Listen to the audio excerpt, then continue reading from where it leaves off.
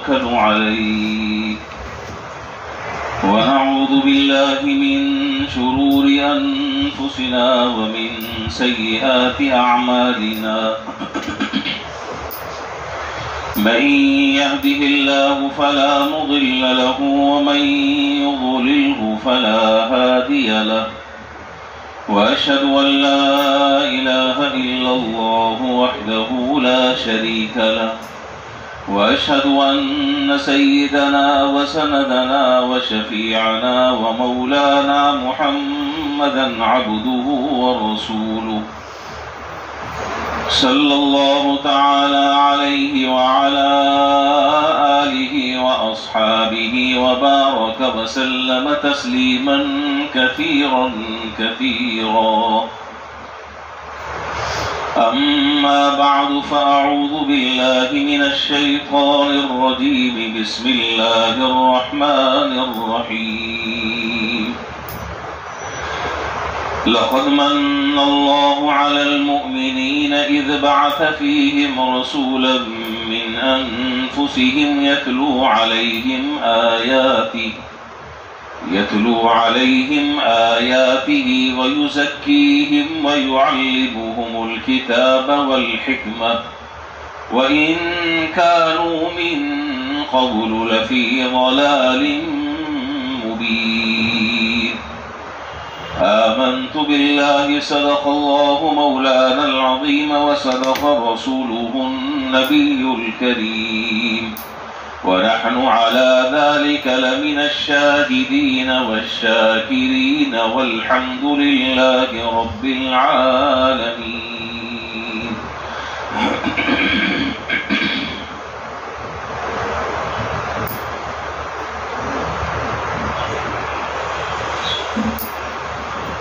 بزرگان محترم و برادران عزیز،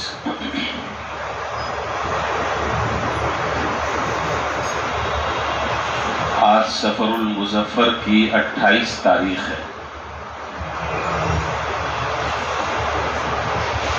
اس کے 2-3 دن کے بعد ربیع الاول کا مہینہ انشاءاللہ شروع ہو جائے گا، اور اگلا جمعہ جب آئے گا انشاءاللہ زندگی رہی تو ہم ربیع الاول کے مہینے میں داخل ہو چکے ہوں گے۔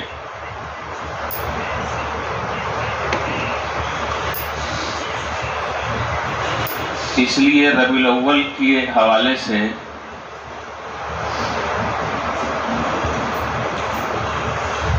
ذہن میں چند باتیں ہیں۔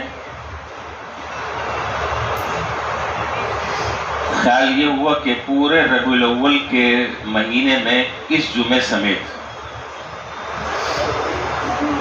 جناب نبی کریم صلی اللہ علیہ وسلم کے مختلف حیات طیبہ پر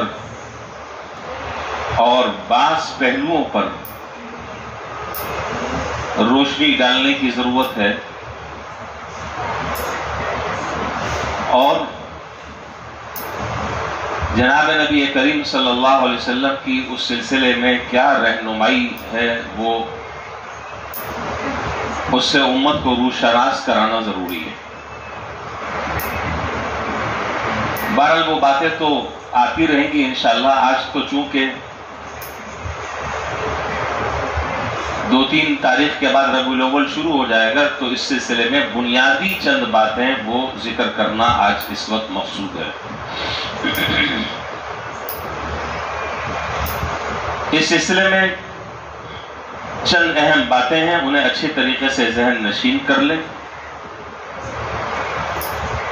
اور اس کو قرآن اور سنت کی روشنی میں سمجھنے کی کوشش فرمائیں۔ تمام تعصبات سے، تمام غلط عقائد اور نظریات سے بالا تر ہو کر، پھر تو فائدہ ہوگا۔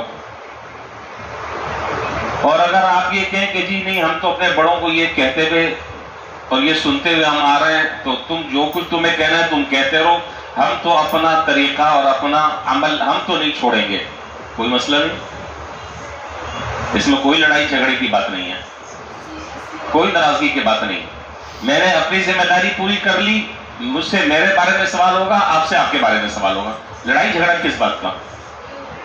کوئی جھگڑا نہیں ہے.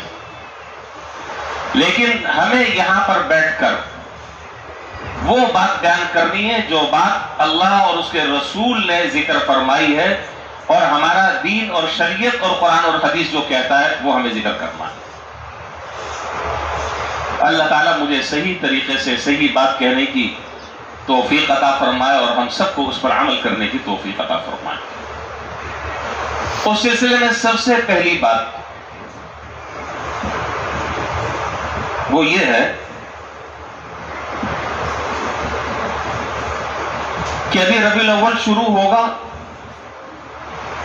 جیسے ہی شروع ہوگا ایک میسج آنا شروع ہو جائے گا آپ کے پاس، آپ کے موبائلوں میں. مختلف لوگ جو ہے وہ اس کو گروپوں میں شیئر کر رہے ہوں گے، اور وہ میسج یہ ہوگا کہ جس شخص نے ربیع الاول کی بشارت کسی دوسرے کو دی، ربیع الاول کے مہینے کے آمد کی اطلاع سب سے پہلے کسی کو کی، وہ جنت میں داخل ہوگا، اس کو یہ ملے گا اور اس کو وہ ملے گا. اس مسئلے کو دراصل اچھی طرح سمجھ لینے کی ضرورت ہے، کیونکہ اب یہ شروع ہو جائے گا. مختلف لوگوں نے اس سلسلے میں فضیلتیں گھڑی ہوئی ہیں، مختلف روایتیں گھڑی ہوئی ہیں. تو اچھے طریقے سے یہ بات سمجھ لینی چاہیے کہ پورے ذخیرہ احادیث میں جناب نبی کریم صلی اللہ علیہ وسلم سے، حضرات صحابہ سے، تابعین سے، تبع تابعین سے اس طرح کا کوئی قول اور آپ کی کوئی حدیث اس سلسلے میں ذخیرہ احادیث میں موجود نہیں ہے. ایک حدیث بھی اس طرح کی کہ جس کا حوالہ ہو، جو حدیث مستند ہو اور حضور نے واقعتاً ایسا فرمایا ہو، ایک روایت ذخیرہ احادیث میں ایسی نہیں ملے گی کہ جس آدمی نے ربیع الاول کے آنے کی خوشخبری کسی کو سنا دی تو اس کو یہ ملے گا اور اس کو جنت میں اس کا ٹھکانہ ہوگا وغیرہ وغیرہ. کلہم خرافات و بدعات، سب خرافات اور بدعات. بس صرف اتنی میری درخواست یہ ہے، میں نے یہ بات آپ کے سامنے کلیئر کر دی، بالکل 2 اور 2 4 کی طرح بات واضح ہے.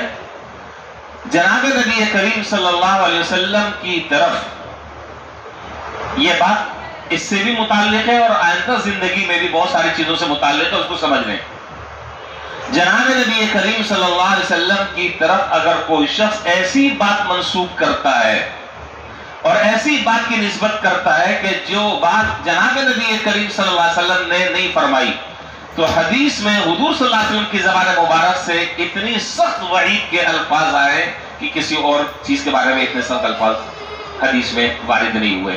آپ نے فرمایا من کذب علی متعمدا فلیتبوأ مقعدہ من النار، جس شخص نے کسی جھوٹی بات کی میری طرف نسبت کی اور کسی جھوٹی بات کو میری طرف منسوب کیا، ایسے آدمی کو چاہیے کہ وہ اپنا ٹھکانہ جہنم میں بنا لے. اس لیے میری درخواست یہ ہے کہ کوئی بھی اس طرح کا آپ کے پاس جب میسج آئے، کوئی بھی اس طرح کا کوئی پیغام آئے، کوئی واٹس ایپ آئے، کوئی تحریر آئے، تو آپ کا اخلاقی اور ایمانی اور دینی فریضہ یہ ہے کہ اس سلسلے میں سب سے پہلے آپ اہل علم سے رابطہ کریں، اور جس پر آپ کو اعتماد ہو. میں نہیں کہتا کہ فلاں سے پوچھیں اور فلاں سے نہیں پوچھیں، آپ جس کو فالو کرتے ہیں زندگی میں، جن سے آپ مسئلے مسائل اپنے پوچھتے ہیں، جن کو آپ نے اپنے مقتدا اور پیشوا بنایا ہوا ہے، آپ ان سے پوچھیں.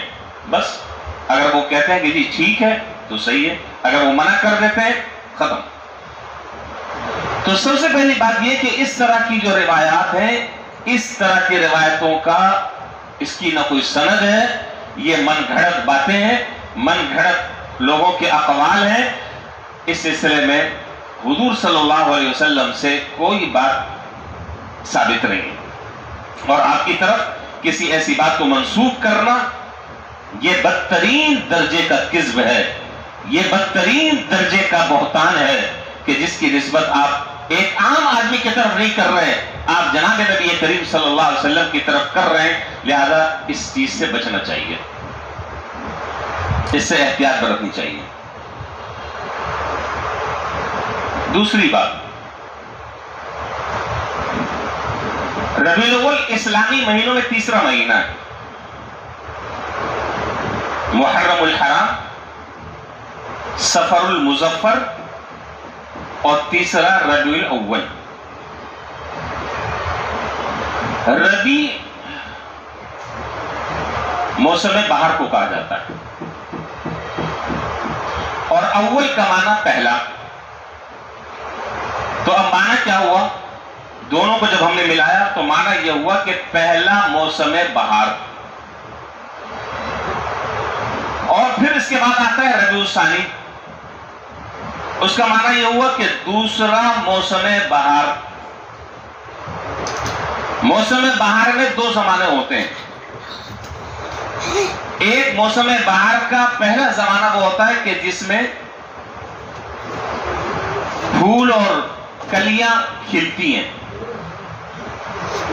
اور موسم بہار کا دوسرا زمانہ وہ ہوتا ہے کہ جس میں پھل پکتے ہیں۔ تو جناب نبی کریم صلی اللہ علیہ وسلم کی بعثت اور آپ کی ولادت باسعادت وہ ربیع الاول کے مہینے میں ہوئی ہے، تو ظاہر ہے کہ جناب نبی کریم صلی اللہ علیہ وسلم کے تشریف لانے سے یہ پوری دنیا کھلا گئی، اور آپ اگر تشریف نہ لاتے تو پوری دنیا میں اندھیرا ہوتا، کوئی روشنی نہیں ہوتی۔ تو اس لیے جب ربیع الاول کا مہینہ آتا اور آتا رہے گا انشاءاللہ قیامت تک کے، اس وقت تک کہ ہم جناب نبی کریم صلی اللہ علیہ وسلم کے ذکر مبارک کو سعادت سمجھتے ہیں، ہم سعادت سمجھتے ہیں۔ لیکن ایک بات ساتھ ساتھ یہ بھی میں عرض کر دوں،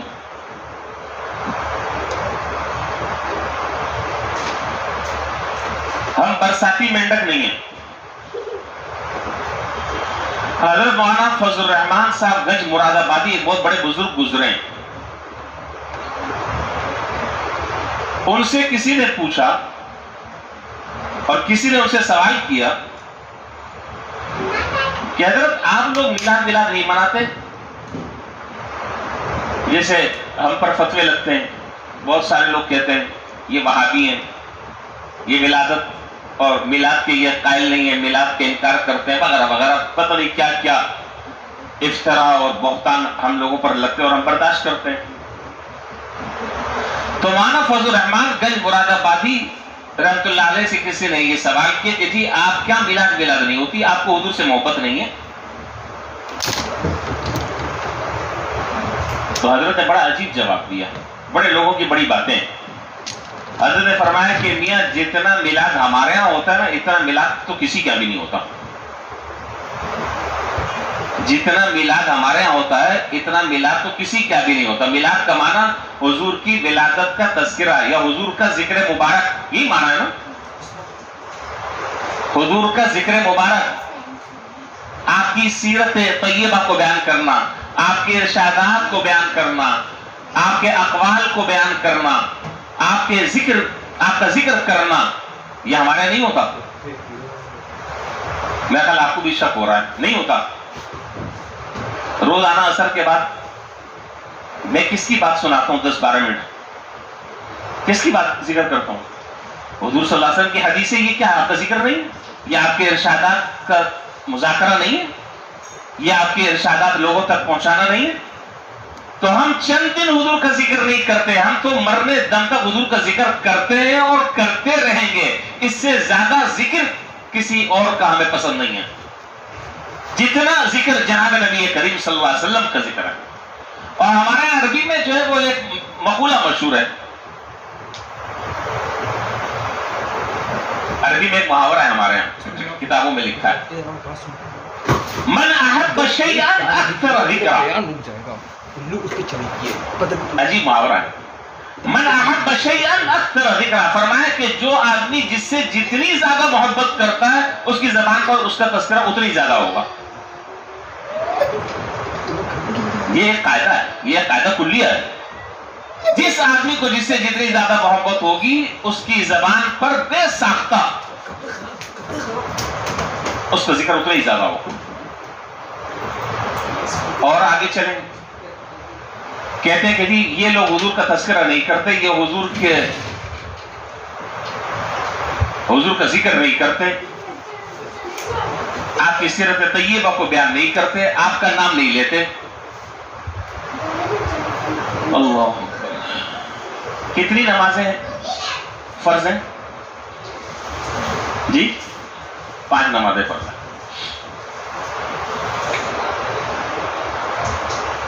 قاعدہ تو سمجھتے ہیں نا، قاعدہ اولا، قاعدہ ثانیہ، یہ تو اصطلاحات آپ جانتے ہوں گے۔ قاعدہ اولا یعنی 2 رکعت کے بعد جب اتحیات میں بیٹھتے ہیں، اتحیات پڑھتے ہیں، یہ قاعدہ اولا ہے۔ اب آپ سے میں پوچھتا ہوں، فجر کی فرض نماز میں کتنے قاعدے ہیں؟ اب یہ کون سے اتنا مشکل سوال ہے؟ ایک ہے بھائی، 2 رکعت ہے نا، 2 رکعت میں ایک، میرے ساتھ بولتے رہیں۔ فجر کے فرض میں 1 قاعدہ ہے، ٹھیک؟ ظہر میں کتنے قاعدے ہیں؟ 2۔ عصر میں کتنے؟ 2۔ مغرب میں کتنے؟ 2۔ عشاء میں کتنے؟ 2۔ وتر میں کتنے؟ اب شک ہو رہا ہے بھائی، سارے نمازی ہیں ماشاءاللہ۔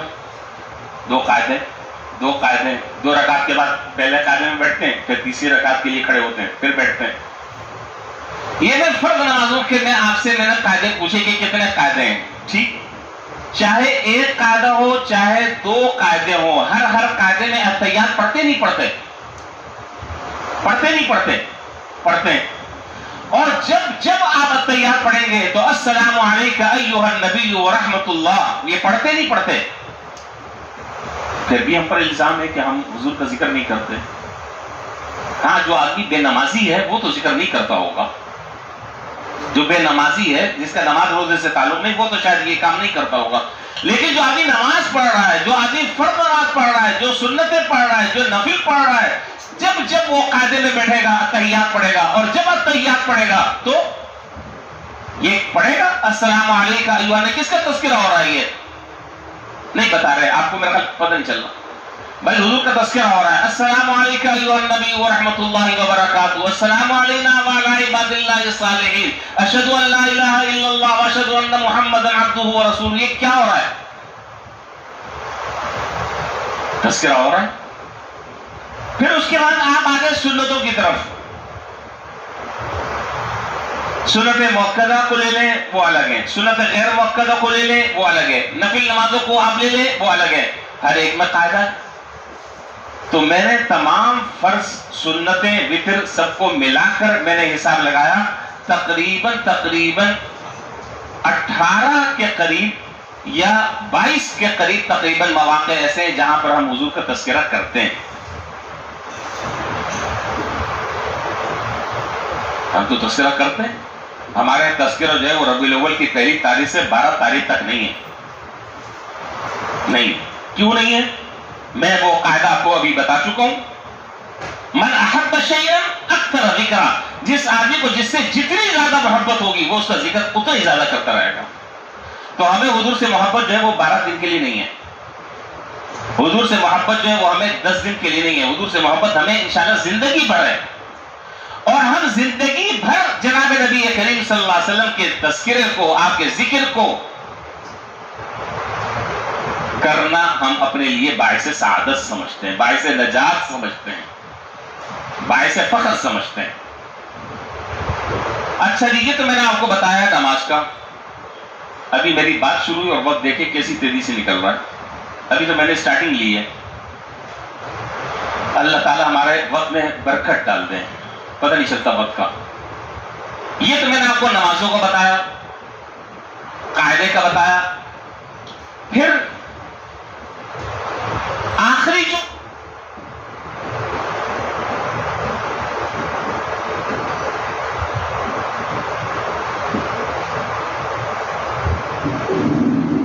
قاعدے کے بعد کیا پڑھتے ہیں؟ درود شریف پڑھتے ہیں، اور وہ درود شریف شروع کہاں سے ہو رہی ہے؟ بول دیں شرمائی نہیں، اس پر بھی ثواب ملے گا۔ اللہم صلی علی محمد وعلی آل محمد کما صلیت علی ابراہیم وعلی آل ابراہیم۔ ہم حضور کا تذکرہ نہیں کر رہے؟ ایمانداری سے بتائیں، نہیں کرے تذکرہ؟ پھر بھی ہم گستاخ ہیں۔ نماز ختم ہو گئی، نماز سے پہلے مؤذن اذان دیتا ہے، اشہد ان لا الہ الا اللہ، اس کے بعد کیا پڑھتا ہے؟ اشہد ان محمد رسول اللہ۔ حضور کا تذکرہ نہیں ہو رہا؟ ہو رہا ہی نہیں ہو رہا؟ پھر اذان کے بعد اقامت ہو رہی ہے، اقامت میں پھر دوبارہ حضور کا تذکرہ ہو رہا ہی نہیں ہو رہا؟ تو آپ مجھے بتائیں کہ کتنے مواقع ایسے ہیں دن رات میں 24 گھنٹوں میں کہ ہم حضور کا تذکرہ کرتے رہیں گے، اور اس کرنے میں ہم اپنے لیے سعادت سمجھتے ہیں۔ ہاں، میں پھر دوبارہ اس بات کو دوہرا رہا ہوں کہ ہم حضور کا تذکرہ صرف 12 دن نہیں کرتے، یہ ہماری غلطی ہے، 12 دن نہیں کرتے، ہم ہر روز کرتے ہیں، اور روز جو ہے 24 گھنٹوں میں نہ جانے کتنی مرتبہ کرتے ہیں، ہر موقع پر کرتے ہیں، اور کرنا ہم اپنے لیے باعث سعادت سمجھتے ہیں۔ کیوں؟ اس لیے کہ ہمیں حضور سے محبت ہے، اور جس سے جتنی زیادہ محبت ہوگی اس کا ذکر زبان پر اتنا ہی زیادہ آئے گا۔ یہ قانون ہے، یہ قاعدہ۔ تو ایک بات تو یہ ہو گئی۔ دوسری بات یہ ہے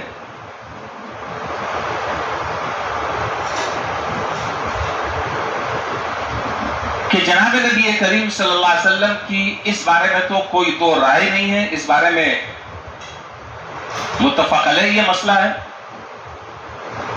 کہ جناب نبی کریم صلی اللہ علیہ وسلم کی ولادت باسعادت وہ ربیع الاول کے مہینے میں ہوئی ہے۔ البتہ تاریخ میں اختلاف ہے۔ جمہور کی جو رائے ہے، میری بات سمجھ لیں، میں جو بات کہہ رہا ہوں حوالوں کے ساتھ بات کر رہا ہوں، ہوائی فائر نہیں مر رہا۔ حضور صلی اللہ علیہ وسلم کی وصال کے بارے میں جمہور کا اتفاق ہے کہ 12 ربیع الاول کو آپ کا وصال ہوا ہے، اور تاریخ پیدائش آپ کی 8 ربیع الاول کا بھی قول ہے اور 9 کا بھی ہے، اور دونوں طرف دلائل ہیں، 8 تاریخ اور 9 تاریخ۔ تو 12 میں اتفاق ہے اور 8 یا 9 میں اختلاف ہے، اور ہم 12 ربیع الاول کو جشن مناتے ہیں۔ کس بات پر منا رہے ہیں؟ انتقال پر۔ پتہ نہیں آپ میری بات سمجھ رہے ہیں کہ نہیں؟ یعنی جس تاریخ پر اتفاق ہے کہ 12 ربیع الاول کو حضور صلی اللہ علیہ وسلم کا وصال ہوا ہے، آپ کا انتقال ہوا، اس تاریخ کو ہم جشن منا رہے ہیں۔ انا للہ و انا الیہ راجعون۔ اور ولادت جو ہے وہ 8 ربیع الاول کا بھی قول ہے اور 9 ربیع الاول کا قول ہے، اور دونوں قولوں کو علماء نے ترجیح دی ہے۔ اچھا، اب ایک بات جو ہے وہ لوگ یہ کہتے ہیں، یہ چیزیں چند ایسی ہیں کہ جس کو کلیئر کرنا ضروری ہے۔ جو لوگ 12 ربیع الاول کو عید میلاد النبی مناتے ہیں، ان کے توڑ میں بعض لوگ یہ کہتے ہیں کہ جی 12 ربیع الاول کو روزہ رکھنا چاہیے، روزہ رکھنا چاہیے، روزہ رکھنے کی فضیلت ہے۔ اس طرح کی باتیں بھی لوگ کرتے ہیں۔ تو اس لیے اچھے طریقے سے یہ بات دراصل سمجھ لینی چاہیے۔ 2 چیزیں ہیں، ذہن آپ کا حاضر ہوگا تو آپ کو بات سمجھ میں بھی آئے گی۔ ایک ہے تاریخ ولادت اور ایک ہے یوم ولادت، دونوں باتوں میں بڑا فرق ہے۔ تاریخ ولادت میں اختلاف ہے اور یوم ولادت میں اتفاق ہے۔ جب آپ یہ بات سمجھ گئے تو اب اگلی بات سمجھیں۔ حدیث میں جناب نبی کریم صلی اللہ علیہ وسلم سے یہ تو بات آپ نے سنی ہوگی کہ جناب نبی کریم صلی اللہ علیہ وسلم ہر ہفتے پیر اور جمعرات کے دن کا روزہ رکھتے تھے۔ یہ حدیث سنی آپ نے؟ نہیں سنی؟ یہ صحیح حدیث ہے اور حدیث سے ثابت ہے کہ آپ ان دونوں دن روزہ رکھتے تھے۔ روایات میں کہ وسئل عن صوم یوم الاثنین، جناب نبی کریم صلی اللہ علیہ وسلم سے کسی نے پوچھا کہ آپ پیر کے دن کا روزہ کیوں رکھتے ہیں؟ تو آپ نے 2 باتیں اس کے جواب میں ارشاد فرمائی۔ قال ذاک یوم ولدت فیہ و یوم بعثت او انزل علی فیہ۔ آپ نے فرمایا کہ یہ پیر کا دن وہ ہے کہ جس میں میں پیدا ہوا اور یہ وہ دن ہے کہ جس دن اللہ تعالیٰ نے مجھے بعثت عطا فرمائی، مجھے مبعوث فرمایا۔ اور دوسری وجہ یہ ہے کہ امت کے جو اعمال اللہ تعالیٰ کی بارگاہ میں پیش ہوتے ہیں وہ ان دو دنوں میں پیش ہوتے ہیں، پیر کے دن اور جمعرات کے دن۔ بندوں کے اعمال اللہ تعالیٰ کے حضور ہر ہفتے ان دو دن پیش ہوتے ہیں۔ تو میں یہ چاہتا ہوں کہ جب میرے اعمال اللہ تعالیٰ کی بارگاہ میں پہنچے تو میں ان دو دنوں میں روزے سے ہوں۔ میں یہ چاہتا ہوں کہ جب میرے اعمال اللہ تعالیٰ کی بارگاہ میں پیش ہوں تو میں روزے سے ہوں۔ تو اب اگر کوئی شخص پیر کے دن کا روزہ رکھتا ہے، ہر ہفتے پیر کے دن کا روزہ رکھتا ہے، یہ جمعرات کے دن کا روزہ رکھتا ہے، تو اس میں کوئی حرج کی بات نہیں ہے۔ اور اگر اس نیت سے رکھتا ہے کہ جناب نبی کریم صلی اللہ علیہ وسلم بھی پیر کا روزہ رکھتے تھے، جمعرات کا آپ روزہ رکھتے تھے، تو اس اتباع سنت کی وجہ سے انشاءاللہ ثواب اور زیادہ ملے گا۔ لیکن تاریخ ولادت پر روزہ رکھنا اس کا شرعاً کوئی ثبوت نہیں ہے۔ میں پہلے بتا چکا ہوں کہ دو چیزیں بالکل الگ الگ ہیں، ایک ہے تاریخ ولادت اور ایک ہے یوم ولادت، دونوں میں آسمان زمین کا فرق ہے۔ یوم ولادت میں اتفاق ہے، تاریخ ولادت میں اختلاف۔ اب ایک بظاہر یہاں پر سوال پیدا ہوتا ہے، ایک سوال پیدا ہوتا ہے، بہت کامن سا سوال ہے۔ سوال یہ پیدا ہوتا ہے کہ ہر مسلمان یہ بات جانتا ہے، یہ بات سمجھتا ہے کہ جناب نبی کریم صلی اللہ علیہ وسلم چونکہ ربیع الاول کے مہینے میں آپ دنیا میں تشریف لائے، آپ کی یوم پیدائش اور یوم ولادت ربیع الاول کا مہینہ، چاہے جو بھی تاریخ ہے، 8 تاریخ ہے یا 9 تاریخ، اس سے بحث نہیں کر رہے، تو حضور صلی اللہ علیہ وسلم کا اس مہینے میں تشریف لانا اور اس مہینے میں آپ کی ولادت باسعادت کا ہونا، یہ اتنی بڑی فضیلت کی چیز ہے، اتنی بڑی سعادت کی چیز ہے کہ اس مہینے کو اللہ تعالیٰ نے عام مہینوں کے مقابلے میں عجیب شان عطا فرمائی، عجیب شان عطا فرمائی۔ اور کیوں نہ ہو، یہ مہینہ تمام مہینوں میں اللہ تعالیٰ نے اس کو برتری عطا فرمائی۔ کیوں؟ اس لیے کہ اس مہینے میں جناب نبی کریم صلی اللہ علیہ وسلم کی ولادت باسعادت ہوئی۔ اب یہاں پر ایک سوال یہ پیدا ہوتا ہے، ہر طرح کے لوگ ہوتے ہیں، دماغ میں بات کیسی بھی آ جائے کوئی مسئلہ نہیں ہے۔ اب کوئی آدمی یہ سوال کر سکتا ہے کہ یہ اچھا جب یہ بات ہے تو اب آپ یہ بتائیں کہ رمضان کا مہینہ زیادہ افضل ہے یا ربیع الاول کا مہینہ زیادہ افضل ہے؟ نہیں سمجھ رہے بات۔ کوئی آدمی یہ سوال کر سکتا ہے کہ جی جب حضور کا اس مہینے میں تشریف لانا اتنی بڑی سعادت کی بات ہے اور اس مہینے کو اللہ تعالیٰ نے منتخب کیا حضور کی ولادت کے لیے، تو اتنی بات ہر آدمی سمجھتا ہے کہ یہ مہینہ تمام مہینوں سے افضل ہوا۔ یہ نہیں ہوا، افضل ہوا۔ تو اب سوال یہ کہ رمضان کا جو مہینہ ہے وہ رمضان کا مہینہ اب زیادہ افضل ہے یا ربیع الاول کا مہینہ زیادہ افضل ہے؟ تو اس کے بہت سارے جوابات دیے گئے۔ ایک جواب وہ یہ ہے کہ میں آپ سے سوال کر رہا ہوں، اس کا جو آپ جواب دیں گے اس کا جواب وہی ہوگا، کھانا زیادہ افضل ہے یا پینے کی چیز زیادہ افضل ہے؟ اب اس کا جو آپ جواب دیں گے اس کا جواب میں بھی یہ دوں گا، کھانا افضل ہے یا پینا افضل ہے؟ ظاہر بھائی کھانے کی اپنی الگ اہمیت ہے اور پینے کی اپنی الگ اہمیت ہے۔ تو کس مہینے کی فضیلت کس وجہ سے ہے؟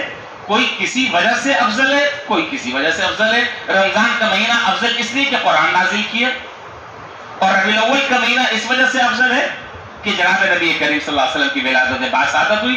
تو افضلیت کی متعدد وجوہات ہو سکتی ہیں، کوئی کسی وجہ سے افضل، کوئی کسی وجہ سے افضل۔ اور اس سلسلے میں حضرت تھانوی رحمۃ اللہ علیہ نے ملا جیون کا واقعہ ذکر کیا۔ بہرحال میں وہ بات ذکر نہیں کر رہا، وقت میرا پورا ہو رہا ہے، بس میں ایک بات کر کر بات ختم کر رہا ہوں۔ عجیب واقعہ ہے، حضرت تھانوی رحمۃ اللہ علیہ نے ذکر کیا، پھر میری یہ بات رہ جائے گی۔